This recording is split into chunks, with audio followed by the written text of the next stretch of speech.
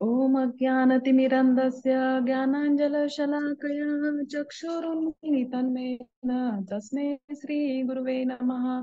नमः ॐ विष्णुपदाय कृष्णपृष्ठाय भूतले श्रीमते राधानाथ स्वामिने इति नामने। नमस्ते सरस्वती देवे गौरवाणी प्रचारिणे निर्विशेष शून्यवादी पाश्चात्य देशतारिणे। नमो विष्णुपदाय कृष्णपृष्ठाय भूतले श्रीमते भक्तिवेदांत स्वामिने इति नामने। नमस्ते सरस्वती देवे गौरवाणी प्रचारिणे निर्विशेष शून्यवादी पाश्चात्य देशतारिणे। नमो महावदन्याय कृष्ण प्रेम पदायते कृष्णाय कृष्ण चैतन्य नामे गौरद्विषे नमो नमः। नमो ब्राह्मण देवाय गो ब्राह्मण हिताय च जगत्पिताय कृष्णाय गोविंदाय नमो नमः। जय श्री कृष्ण चैतन्य प्रभु नित्यानंद श्री अद्वैत गदाधर श्रीवासादि गौर भक्त वृंद। हरे कृष्णा कृष्णा कृष्णा हरे हरे, हरे राम राम राम हरे हरे। हरे कृष्णा कृष्णा कृष्णा हरे हरे, हरे राम राम राम हरे हरे। हरे कृष्णा कृष्णा कृष्णा हरे हरे, हरे राम राम राम हरे हरे। तर सर्व वैष्णवींच्या आजच्या सत्रामध्ये स्वागत आहे। तर आज आपला जवळजवळ 7वा अध्याय पूर्ण संपत आला आहे आणि शेवटचा आपला श्लोक चालू आहे। तर 30वा श्लोक आहे तो, तर मी वाचून दाखवते। साधिभूताधिदैव मा साधि यज्ञ च एविदुः प्रयाण काले पीच मा ते विदुः युक्त चेतसः। त्याचा अर्थ असा आहे की पूर्णपणे मतपरायण झालेले जे मला भौतिक सृष्टीचा संचालक, देवतांचा नियंत्रक व सर्व यज्ञाचा अधिष्ठाता भगवंत म्हणून जाणतात, ते मृत्यू समयी सुद्धा मला जाणू शकतात। श्रील प्रभुपादांद्वारे तात्पर्य असं आहे, कृष्ण भावना भावित कर्म करणारी भगवंतांना पूर्णपणे जाणण्याच्या मार्गापासून कधीच विचलित होत नाहीत। कृष्ण भावनेच्या दिव्य सानिध्यात मनुष्य भगवंत हे भौतिक सृष्टीचे संचालक तसेच देवतांचे नियंत्रक कसे आहेत हे जाणू शकतो। क्रमाक्रमाने अशा दिव्य सहवासामुळे मनुष्याची भगवंतांच्या ठायी दृढ निष्ठा निर्माण होते आणि मृत्यू समयी असा कृष्ण भावना भावित मनुष्य श्रीकृष्णांना कधीही विसरत नाही। म्हणूनच साहजिकच तो भगवतधाम गोलोक वृंदावनात प्रविष्ट होतो। मनुष्य पूर्णपणे कृष्ण भावना भावित कसा होऊ शकतो याचे या 7व्या अध्यायामध्ये विशेष रूपाने प्रतिपाद करण्यात आलेले आहे। कृष्ण भावनेचा प्रारंभ कृष्ण भावना भावित भक्तांच्या सत्संगामुळे होतो। असा सत्संग आध्यात्मिक असो आणि त्या योगे मनुष्याचा भगवंतांशी प्रत्यक्ष संबंध येतो आणि त्यांच्या कृपेने श्रीकृष्णच हे पूर्ण पुरुषोत्तम भगवान असल्याचे तो जाणू शकतो। त्याच वेळी खऱ्या अर्थाने आपल्याला स्वरूप स्थितीची त्याला ज्ञान होते। तसे जीवाला श्रीकृष्णांचे स्मरण होऊन तो कसा प्राकृतिक क्रियामध्ये गुंतला जातो हे समजते। सत्संगातील कृष्ण भावनेच्या क्रमिक विकासामुळे जीव जाणू शकतो की श्रीकृष्णाच्या विस्मरणामुळे आपण प्राकृतिक नियमांनी बद्ध झालो आहे। कृष्ण भावनेची पुन्हा प्राप्ती करण्याकरिता मनुष्य जीवन म्हणजे एक सुसंधीच आहे। भगवंतांच्या हेतुकी कृपा प्राप्त करण्यासाठी या संधीचा पुरेपूर उपयोग केला पाहिजे हे सुद्धा तो जाणू शकतो।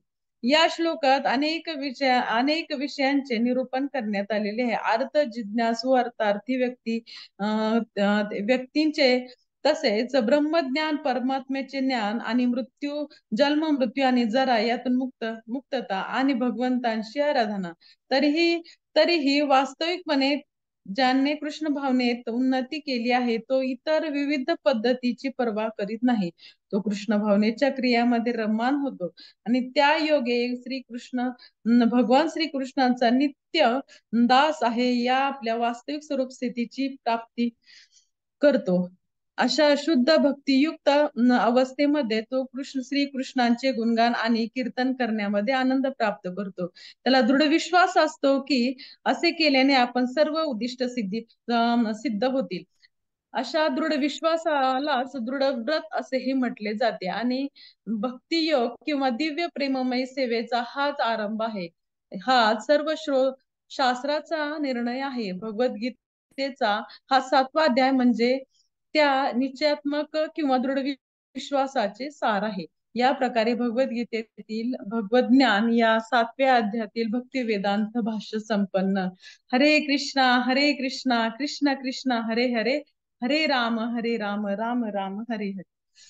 अशा पद्धतीने भगवंतांनी ज्ञान विज्ञान योग हा जो अध्याय आहे त्याच्यामध्ये खूप छान पद्धतीने आपल्याला कशा पद्धतीने एक भक्त कसा असतो आणि तो भगवंताविषयी नेमका काय विचार करतो हे परिपूर्ण रीतीने भगवंतांनी खूप छान सांगितलेलं आहे की या श्लोकामध्ये पूर्ण असं बघा ना की एक एक जर टप्पा आपण बघितला तर मग भगवंत एक कृष्ण भावना भावित म्हणजे पूर्ण शरणागत जो भक्त आहे तो भगवंतांविषयी कसा पद्धतीने विचार करतो म्हणजे आता श्लोकामध्येच कसं सांगितलं आहे बघा की ते मला भौतिक सृष्टीचा संचालक आहे म्हणून जाणतात. म्हणजे 3 गोष्टी त्याच्यामध्ये सांगितलेल्या आहेत. 3 गोष्टींप्रमाणे 3 गोष्टीमधली पहिली गोष्ट काय सांगितली की ते भौतिक सृष्टीचा संचालक आहे म्हणून जाणतात. म्हणजे भगवंत कोण आहेत? हे भौतिक सृष्टीचे संचालक आहे असं एक तो भक्त आहे तो जाणतो. आणखी दुसरी गोष्ट काय आहे तो काय जाणतो? देवतांचा नियंत्रक असं मानतो तो. भगवंतांना काय म्हणतो की देवतांचा तो नियंत्रक आहे. आणि तिसरी गोष्ट काय आहे? तेच मला मृत्यू समय आणि सर्व यज्ञांचा अधिष्ठाता म्हणून जाणतो. म्हणजे तो भगवंत कोण आहे तर सर्व यज्ञाचेही अधिष्ठाता देव आहेत असे ते जाणतात. आणि ह्या सगळ्या 3ही गोष्टींवरून भगवंत मग निष्कर्ष काय करतात त्यांना काय गती होते तर तेच मला मृत्यू समयी सुद्धा तेच मला जाणू शकतात मृत्यू समयी. म्हणजे आता हे जी भक्तांमधली जी क्वालिटी आहे जो भक्तांमधला जो शरणागतीचा भाव आहे आणि ते कशा पद्धतीने भगवंतांना पूर्ण गोष्टीचे संचालक मानतात आणि ते देवतांचे सगळ्या नियंत्रक कंट्रोलर आहेत ते. आणि दुसरी गोष्ट म्हणजे ते प्रथम पुरुष आहेत की जे यज्ञाचे अधिष्ठाता देवता आहेत म्हणजे पूर्ण. तर मग त्यांना ह्या अशा पद्धतीने हे जो भक्त आहे त्या भक्ताची विचार करण्याची जी पद्धती आहे तो काय काय विचार करतो कशा पद्धतीने सांगितलं आहे. तर आता बघा की ह्याच्यामध्ये भगवंत ह्या अध्यायामध्ये पूर्ण ज्ञान विज्ञान जो योग आहे याच्यामध्ये ज्ञान आपल्याला देत राहतात. ज्ञान देतात म्हणजे काय की कशा पद्धतीने ते सांगतायत की सारखे सारखे सांगतात की मला प्राप्त कर किंवा ते मला सांगत आहेत की माझ्या धामाची प्राप्ती कर कशा पद्धतीने तू मला प्राप्त होशील हे सगळं ह्या ज्ञान देतात आपल्याला. बघा की ज्ञान दिल्यानंतर पुढच्या अध्यायात काय होईल की आता ज्ञान प्राप्त झाल्यानंतर काय होणार आहे की परिणाम काय होणार आहे की भगवंतांची प्राप्ती म्हणजे काय होणार की भगवंताची प्राप्ती हे पुढील अध्यायामध्ये आपल्याला म्हणजे कशा पद्धतीने होईल हे सांगितलंय. बघा की ज्ञान असणं हे किती आवश्यक आहे. एखादा व्यक्ती असेल आणि एखादा व्यक्ती जर त्याला सतत स्मृती भ्रंश होत असेल की अचानक तो विसरून जात असेल आणि असं त्याची अवस्था झाली आणि तो भटकत असतो. भटकता भटकता तो असा काही भटकत जातो की जागा दिसेल रस्ता दिसेल तिथे जात राहणार आणि गेल्यानंतर कुठे काही चांगल्या गोष्टी दिसल्या की तिथंच बसणार तिथंच रमणार आणि त्याचं विसरून जातो त्याचं घर कुठे आहे काय त्याला काही कुटुंब आहे का सगळं आपलं वेगळं आहे जीवन आपलं वेगळं आहे पूर्ण विसरून जातो तो. आणि असं भटकत भटकत त्याला मग ज्यावेळेस एखादा ओळखीचा व्यक्ती भेटतो आणि तो त्याला त्याची दया येते आणि मग तुला सांगतो अरे तू हे तुझं नाव आहे आणि तुझं हे घर आहे तिथं तुला जायचंय. मग त्याला आता ज्ञान प्राप्त झालं आणि हे ज्ञान प्राप्त झाल्यावर तो लगेच काय करतो की त्याच्यासाठी त्याला विचार करतो की अरे मला घरी जाण्यासाठी काय लागणार आहे घरी जाण्यासाठी पैसे लागतील माझं घर तर इतक्या लांब आहे मग तो पैसे गोळा करायला सुरुवात करतो मग कष्ट करतो तो कष्ट करतो आणि पैसे गोळा करतो आणि पैसे गोळा केल्यानंतर तेवढं त्याच्या गाडीला त्याचं पैसे गोळा झाले तितक्या गाडीला लागणारे मग पैसे तो भरतो तिथे आणि काय करतो तो कुठे जातो त्याच्या घरी जातो. म्हणजे ही अवस्था कोणाची आहे आपली आहे की तुम्हाला ते पूर्ण कळालं असेल की आपली कशीच अवस्था आहे की आपण सुद्धा की कशा पद्धतीने आपण असंच भटकतोय आपल्याला जायचं एक एम आहे आपला की भगवंतांची प्राप्ती हे आपलं एम आहे.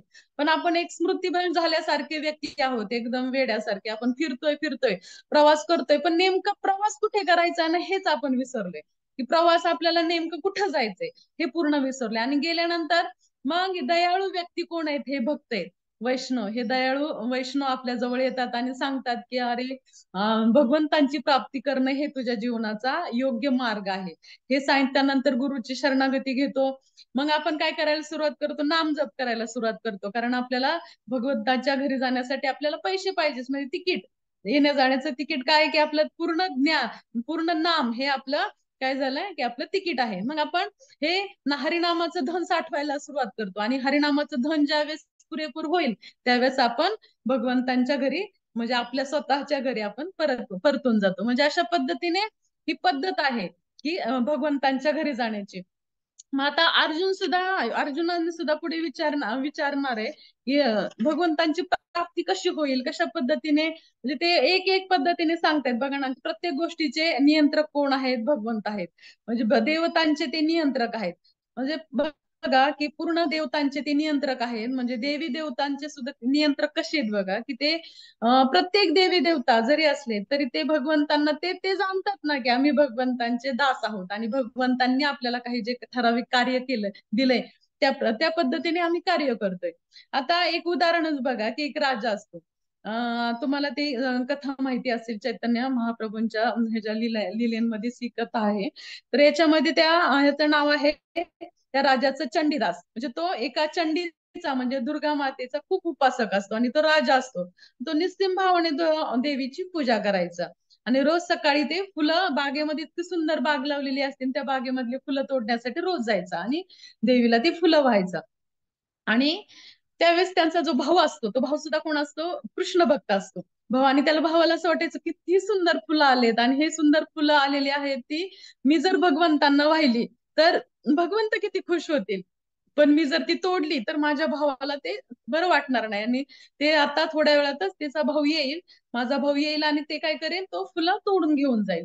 आता मी हे तोडणं काही योग्य नाही म्हणतो. मग मी काय करायचं बरं? मग तो काय करतो की मनामधूनच काय करतो की ती फुलं सगळी अर्पण करतो. मनामधून फुलं अर्पण केल्यानंतर तो निघून जातो. आणि मग राजा येतो. राजा आल्यानंतर तो सगळी फुलं तोडतो आणि त्यावेळेस तो चंडी मातेला फुलं वाहतो. आणि चंडी माता इतकी आनंदी होती, इतकी आनंदी होती की स्वयं ती प्रकट होती आणि स्वयं प्रकट होऊन राजाला का असे, राजाला म्हणते की तुला काय पाहिजे ते माग, मी आज खूप आनंदी आहे, मी तुझ्या समोर प्रकट झालीये. तर ते राजा म्हणतो मी रोजच फुले वाहतो आणि तू आज कसं काय बरं एवढी आनंदी झालीयस म्हणून. मग त्यावेळेस मग ती चंडी माता म्हणते की आज बघ, तू फुलं, जे फुलं आहेत ते भगवंतांना अर्पण केलेली फुलं आज तू मला वाहिली ना, म्हणून मला इतका आनंद होत आहे. तर मी तर नाही वाहिली, मी डायरेक्ट बागेतून आणली आणि वाहिली. तर ते म्हणतात की तुझ्या भावाने ती मनामधून अर्पण केलेली होती फुलं. मग त्यांना इतकं आश्चर्य वाटतं त्या चंडीदासांना. ते म्हणतात की चंडी माता तुम्ही बघा की भगवंतांना अर्पण केलेली फुलं वाहिली म्हणून तुम्ही इतके आनंदी झाला. तर मग मला असं द्या, असं वरदान द्या, तुम्हाला आशीर्वाद द्यायचंय ना, मला वरदान द्यायचंय ना, मला कृष्ण भक्ती द्या, मग तुम्ही किती खुश होताल. मग मग चंडी माता पण खूप खुश होती आणि ती काय करते, त्यांना कृष्ण भक्ती देते. आणि मग त्याच्यानंतर बघा की हे चंडीदास हे भगवंतांचे खूप महान भक्त होतात आणि ते खूप अशा काव्याचे लिखाणाची रचना करतात. स्वयं चैतन्य महाप्रभू त्यांचे काव्य गायचे. म्हणजे बघा की ते किती महान भक्त पुढे झाले. म्हणजे अशा पद्धतीने की जे देवतांना सुद्धा जाणतात, देवता सुद्धा की काय, की हे देवता जाणतात की जे काही वैष्णव आहे, हे जे वैष्णव आहेत आणि हे वैष्णव त्यांना अतिप्रिय आहे देवतांना. आणि ते जर बघा की एखादा भौतिक जगातला एखादा व्यक्ती असेल आणि तो मागत असेल मला हे द्या ते द्या, त्यावेळेस मग देवी माता त्यांना जास्त काय करते, त्यांना जास्त गुंतवते, आणखीन भौतिक जगामध्ये गुंतवते. आणि एखादा त्याला असं जाणवला की हा जो भक्त आहे, हा भक्त बाहेर निघायचा प्रयत्न करतो ह्या जेलमधून, दुर्ग म्हटलं जातं ना, तर जेलमधून बाहेर निघायचा प्रयत्न करतोय, मग ती काय करते, आणखीन मदत करते आपल्याला. म्हणून आता नवरात्र पण संपत आले, तुम्ही खरंच गेल्यानंतर तिला प्रार्थना करा की आम्हाला याच्यातून बाहेर काढ म्हणून.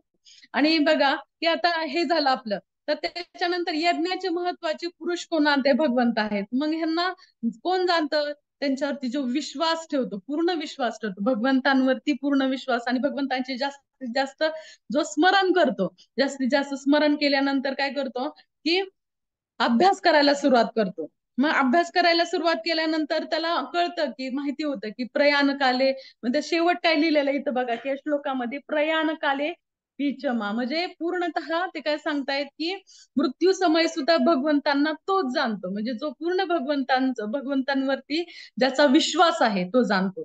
मग जे आता बघा की तुकाराम महाराजांचा सुद्धा किती विश्वास होता. त्यांचं एक ना अभंग मला फार आवडतं की मग ते इतके सुंदररित्या सांगतात, म्हणजे भगवंतांना आळवणी करतात की आता मला ह्याच्यातून सोडव, आता एकदाच तू मला आता हे ह्या दुःखातून सोडव मला.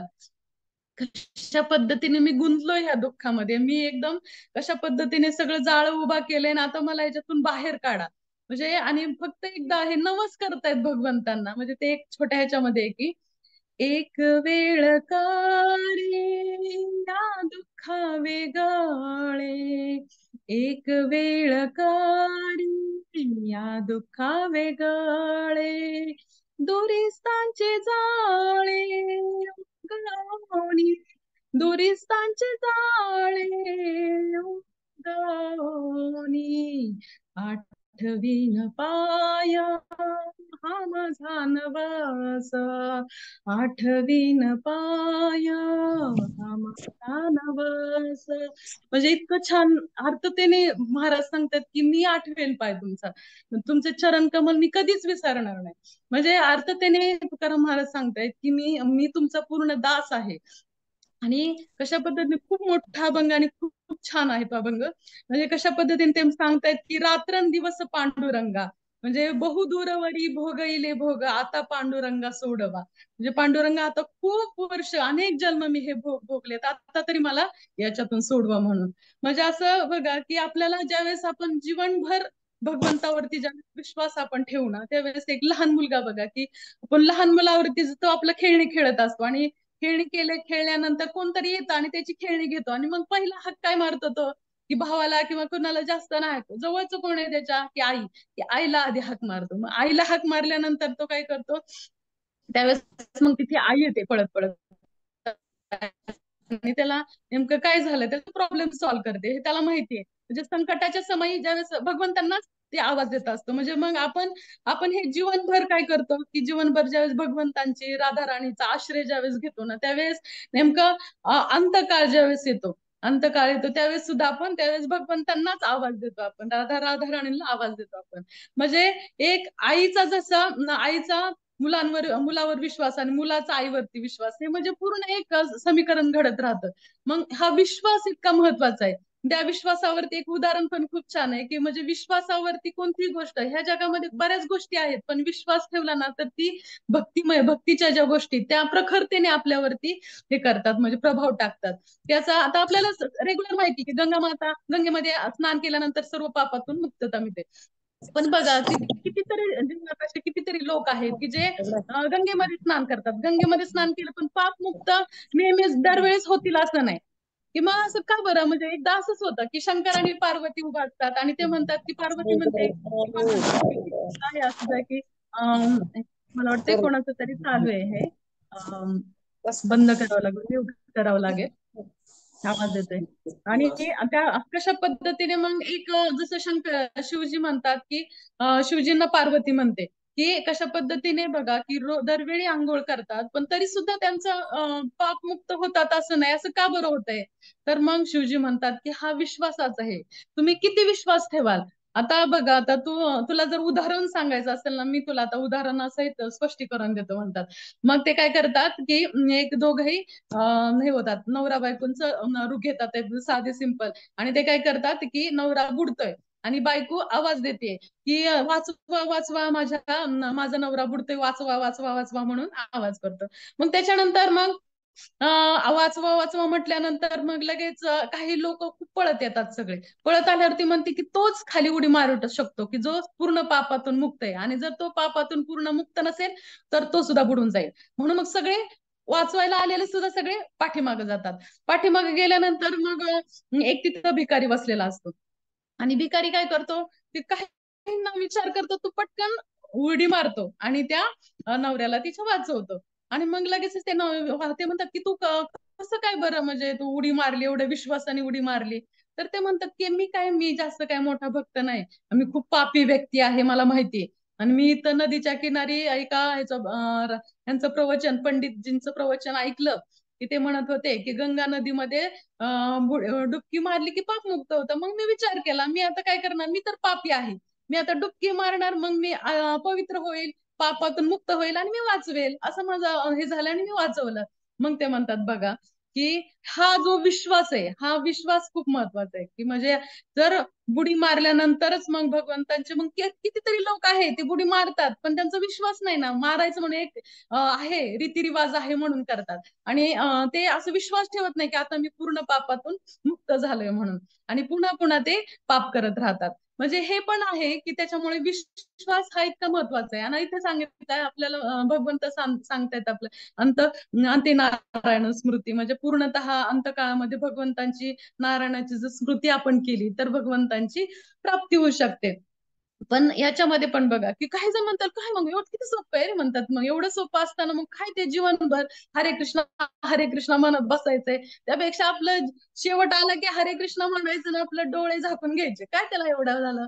रोज आम्ही जीवनभर मस्तपैकी मजा करू ना, किटी पार्ट्या करू, छान मस्तपैकी भिशी लावू, पिकनिक करू, रील्स बनवू, रील्स बनवण्यासाठी नवऱ्याचा खिशा मोकळा करू, हा सगळ्या गोष्टी आम्हाला करता येतील ना मग सगळ्या. त्याला काय एवढं जीवनभर आहे सगळ्या गोष्टी करत राहायचं गरजेचं आहे का. आणि मग त्यावेळेस मग बघा की काही जणांना खूप हौस असते स्टेटस ठेवायचे वेगवेगळ्या प्रकारचे, मी किती आनंदी आणि खुश आहे, आणि त्याच्यासाठी रील्स बनवायचे छान छान.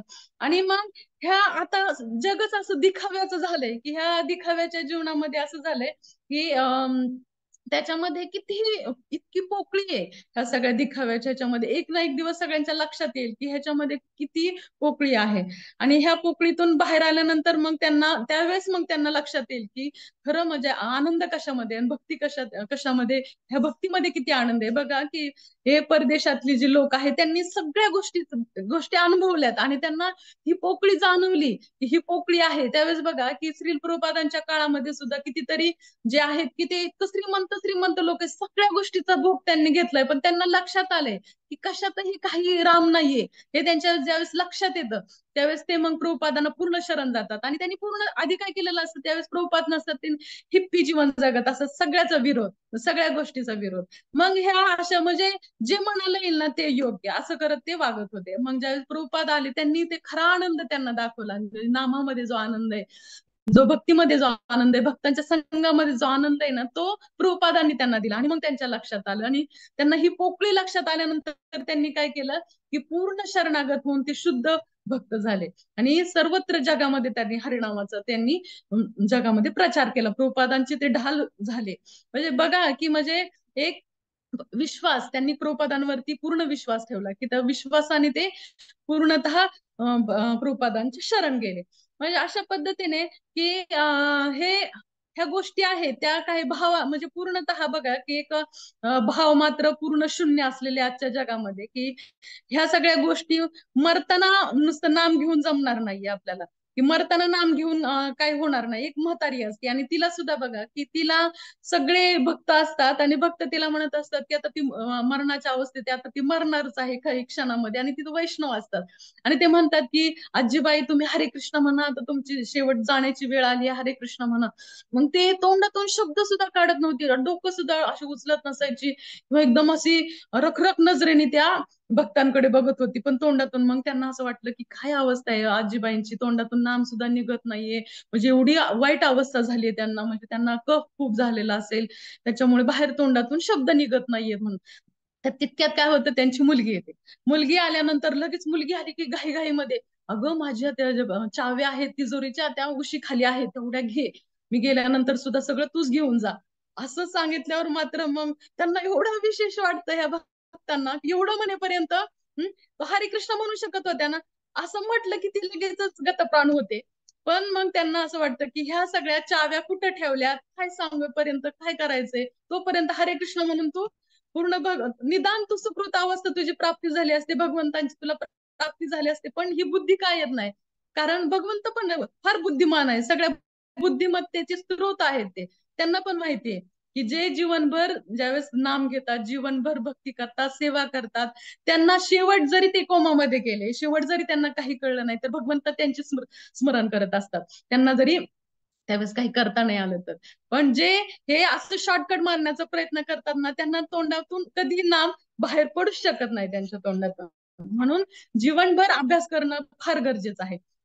आणि ही सगळी मोज मजा ह्या सगळ्या गोष्टी आहेत, त्या सगळ्या काय करणार आहेत, त्या सगळ्या आपल्याला नरकाच्या दिशेने घेऊन जाणार आहेत, नरकाच्या दिशेने. कारण ह्या सगळ्या गोष्टी आपल्याला दिसतात आता, तात्पुरत्या दिसतात, खूप आनंदाच्या आहेत आणि मला खूप आनंद वाटतोय. हे तात्पुरत्या क्षणिक आनंदासाठी ते काय करतात की कितीतरी अनंत काळासाठी नरकामध्ये ते जात असतात. आता एक बघा की एक व्यक्ती असतो, पापी असतो, तो पापी असतो आणि तो व्यक्ती काय करतो की एक असं काही चांगलं काम करतो, एकच चांगलं काम करतो की त्याला यम लोकांमध्ये चॉईस मिळते, मेल्यानंतर यम लोकात चॉईस मिळते की तुला स्वर्गात जायचंय की नरकात जायचंय, ही चॉईस मिळते.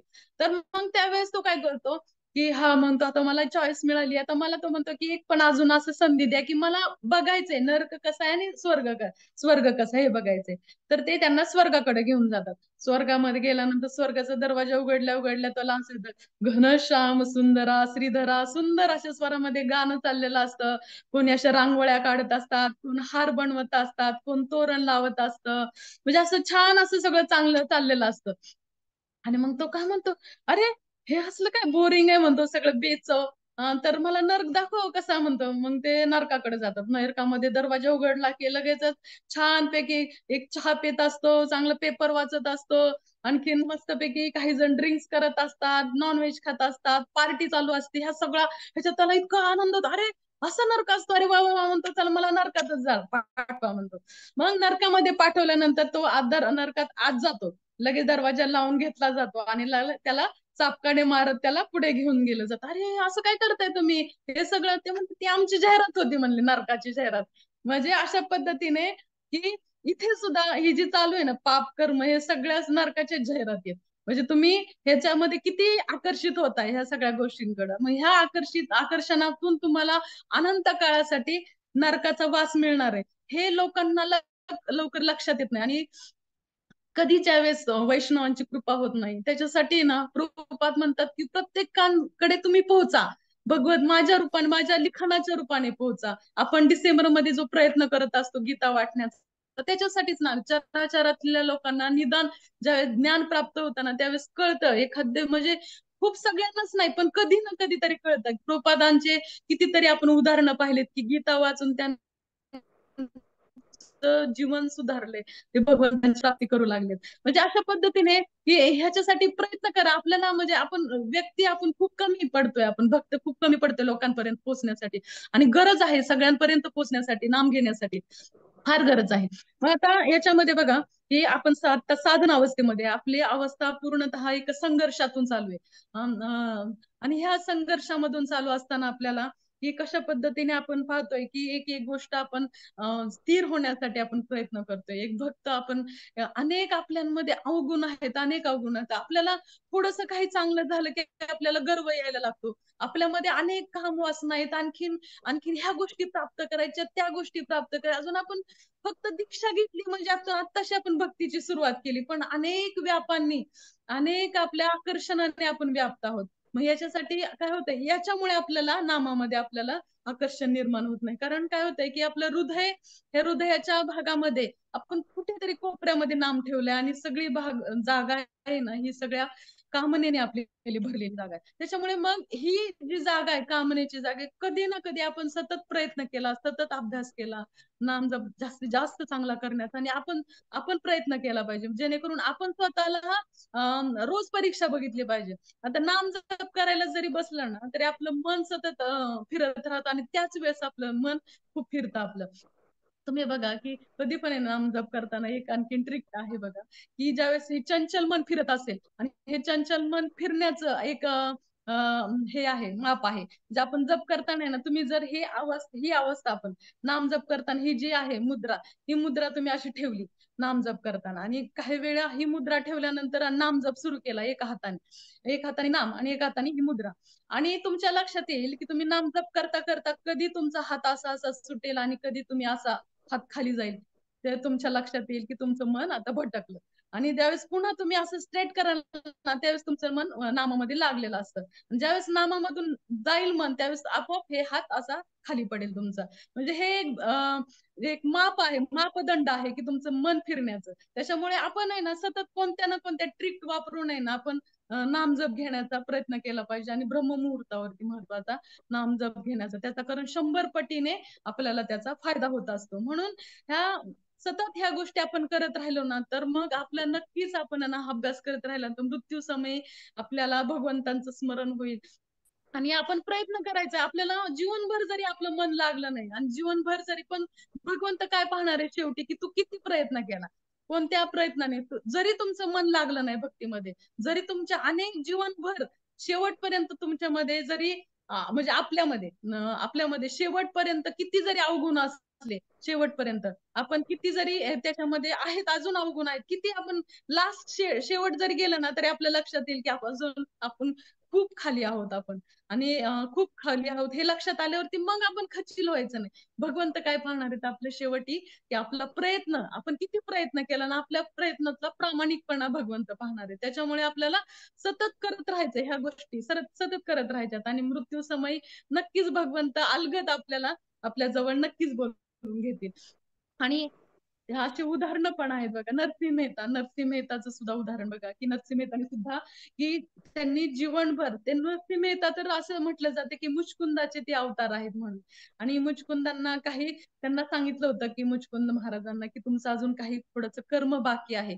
त्याच्यामुळे तुम्हाला पुन्हा पृथ्वीवरती अजून जन्म घ्यावा लागेल आणि त्याच्यानंतर या जन्मानंतर तुम्ही माझी नक्की प्राप्ती कराल. आणि ह्या नरसिंह मेहतांनी, हे जे संत आहेत, तर त्यांना खूप अनेक संकटांना सामोरे जावं लागलं होतं आणि प्रत्येक वेळी भगवंतांनी त्यांची आठवण काढली. भगवंत प्रत्यक्ष त्यांना कितीतरी वेळा दर्शन त्यांना दिलं.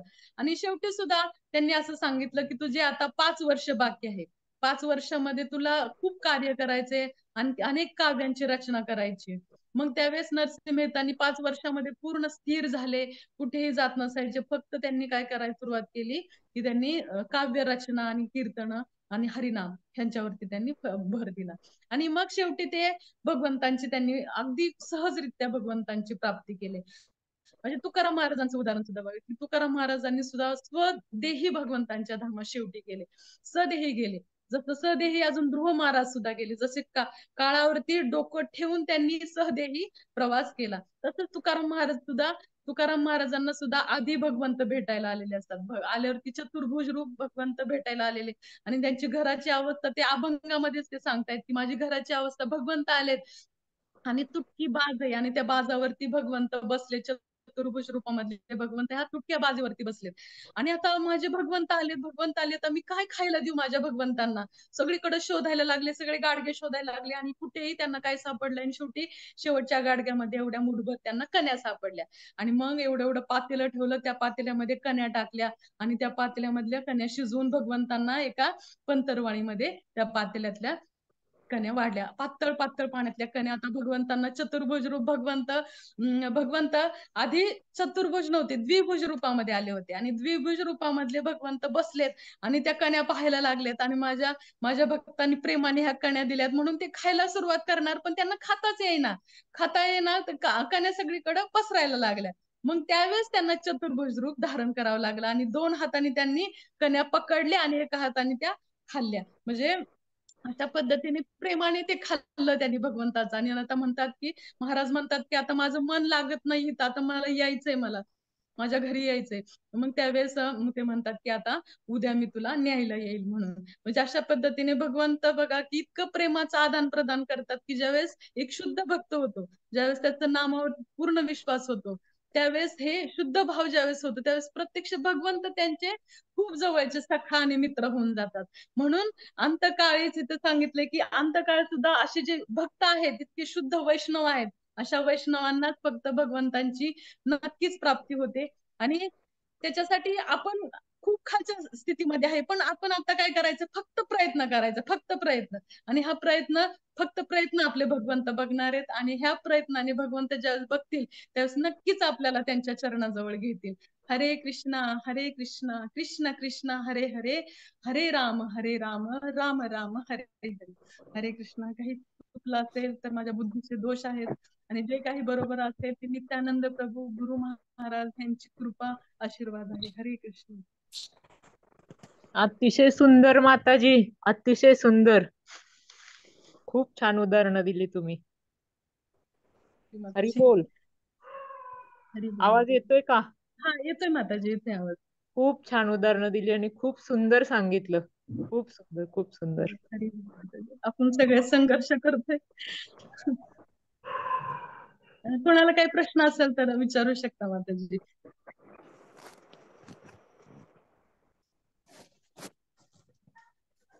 तर उद्या सुद्धा सगळे जॉईन व्हा. उद्या सोमवार आहे. दीपाली माताजींचं छान प्रवचन असतं, अभ्यास पूर्ण असतं आणि खूप ज्ञान प्राप्त होण्यासारखं असतं. तर सगळेजण जॉईन व्हा आणि उत्साह वाढवा सगळ्यांचा. हरे कृष्ण. जर प्रश्न नसतील तर आपण थांबूयात का? खूप सुंदर लेक्चर झालं. अप्रतिम. हरे बोल.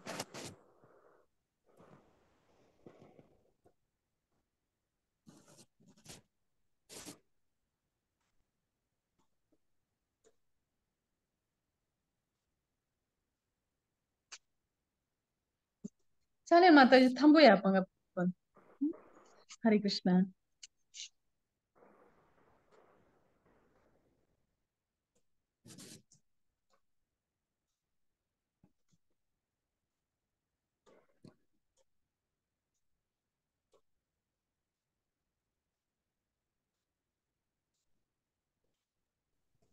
होस्टला बंद करता, होस्ट नसतील तर मग सगळ्यांना हे व्हायला सांगा, लिव्ह व्हायला सांगा माताजी.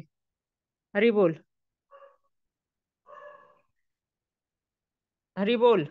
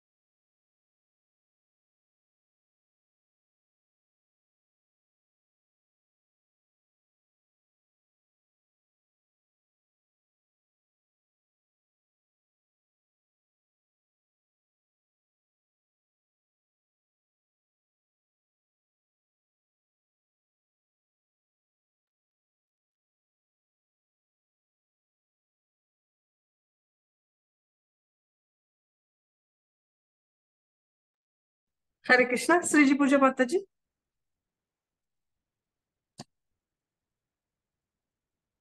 लेक्चर झालंय का पूर्ण?